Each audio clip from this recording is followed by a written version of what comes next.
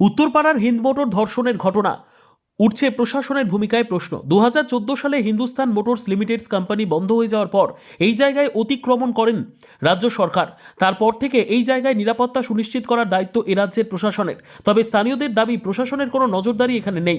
গোটা এলাকা জুড়ে কোনো স্ট্রিট লাইট নেই, ফলে সন্ধে হলেই বাইরে থেকে এমনকি স্থানীয় যুবক যুবতীরা এখানে এসে উপস্থিত হয়, মদের আসর বসে আড্ডা মারে এবং বিভিন্ন ধরনের অপকর্ম হয়। পুলিশ টহলদারির মাঝে মাঝে দিলেও কোনো রকম ব্যবস্থা নেওয়া হয় না। স্থানীয় বাসিন্দারা এর আগেও জানিয়েছেন এখানে পুলিশের ওয়াচ টাওয়ার করার জন্য, তবে সেই বিষয়ে কোনো কর্ণপাত করা হয়নি। যে পরিত্যক্ত কোয়ার্টারগুলি রয়েছে সেখানে মদের বোতল, বিভিন্ন খাবারের প্যাকেট পড়ে থাকতে দেখা যাচ্ছে। ফটোগুলি দেখলেই বোঝা যাচ্ছে এখানে মানুষের যাওয়া আসা রয়েছে। সোফা, খাট সেগুলো পরিষ্কার অবস্থায় পড়ে রয়েছে, ফলে রাতের অন্ধকারে এখানে বিভিন্ন ধরনের আড্ডা বসে তা ছবি দেখেই পরিষ্কার। গোটা ঘটনায় প্রশাসনের ভূমিকা এবং রাজ্য সরকারের ভূমিকা নিয়ে উঠছে প্রশ্ন। মূল অভিযুক্ত দীপঙ্কর অধিকারী, তিনি এলাকার তৃণমূলের যুবনেতা হিসেবে পরিচিত।